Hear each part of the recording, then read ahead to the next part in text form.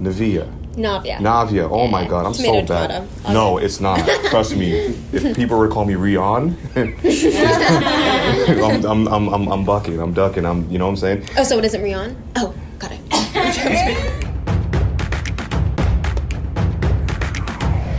G987FM.com. G987FM.com. It's R Chung, and we're getting our names wrong today. No, I'm joking. I'm here with Navia Robinson, of course, from Raven's Home. But not for all three of us.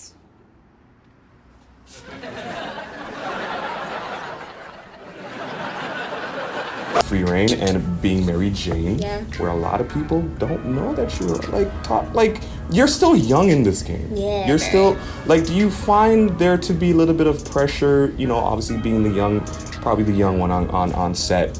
Do you feel the level of pressures that come with it sometimes? I think I very much enjoyed it when I was doing the first couple of series that I did. I was always the youngest on set or the only kid on set, but I took it as a learning experience, and it made me feel quite special, actually. I think being the only one my age and allowed me to mature, and now I feel like I'm able to practice an amount of professionalism on set that maybe wouldn't have been the case if I was in an all-kids cast to begin with. Right. But now working on Raven's Home, it was an adjustment working with kids my age, but it's been really cool too. It's nice to be versed in both of those social situations, if you will, so I'm prepared for the next job. I like that. She Media 101. She's already got this.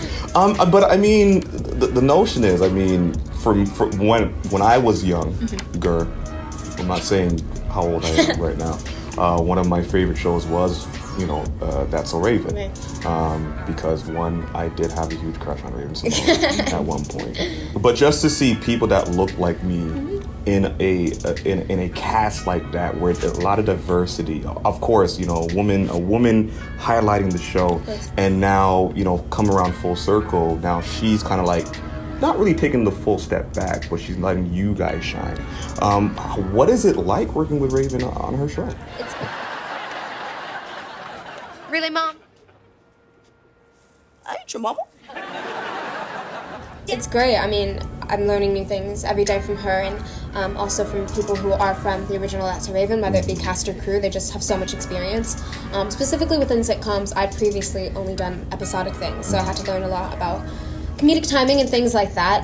Aside from what came naturally, there's just technicalities that you have to learn, and so I was able to learn a lot of that from her, so I'm grateful for that. And yeah, she has taken a bit of a step back in that the kids who play her children, her children kind of be able to take a bit of a front seat, which has been cool, and it's definitely appreciated. Now, of course, we're here in Toronto. It's your first time in Toronto, so I didn't get to formally introduce you to Toronto, but we're here for WeDay, of course.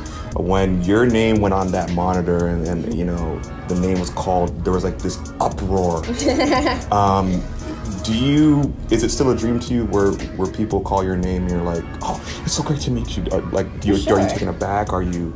I guess you're adjusted to it, but you never know what to expect. I try not to set expectations because amongst a random crowd, you never know who's going to know you and who's not going to know you. So you don't really think that your name's going to be called a lot or whatever, and you don't think the opposite. So you just sit along for the ride and you enjoy it either way, because that's, at the end of the day, that's not what's important. But of course it is super cool seeing a large crowd of people who support you. It's really insane, and it puts things into perspective. It's a humbling experience. For sure. For sure. Now, obviously, talking about humbling experiences, we are here for WeDay. And although this is your first time in Toronto, this is not your first time around the We movement. What was the importance behind you taking that front foot forward to say, I want to be part of something so grandiose to really help back and give back to my community? Yeah, I've always been passionate about being progressive and being socially aware from the time that I even had a really tiny social media platform. I think the difficulty, though, when using social media and trying to spread awareness is actually making sure action is being made. And so that's what I appreciated about We. So instantaneously, it was something that I wanted to do without a doubt, no second thought, because it's actually putting your words into action, and that's what I appreciate about it, and that's what makes me so motivated to want to continue working with We and to want to help others and inform others of We so they can support it as well. Oh, this is so cool. She knows, you know what you want. You always have a heart. there always been that heart of always giving back. I can see your, like, just the way that you're answering, the way that you're responding.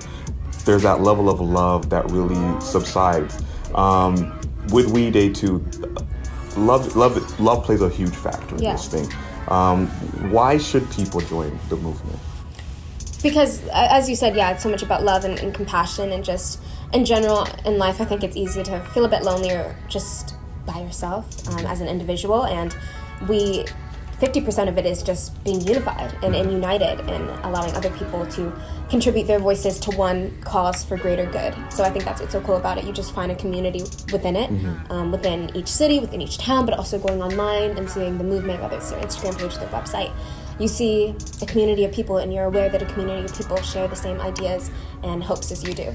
So it's unifying.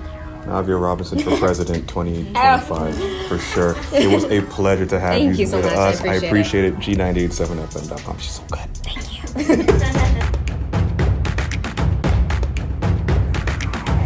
G987, the way we groove.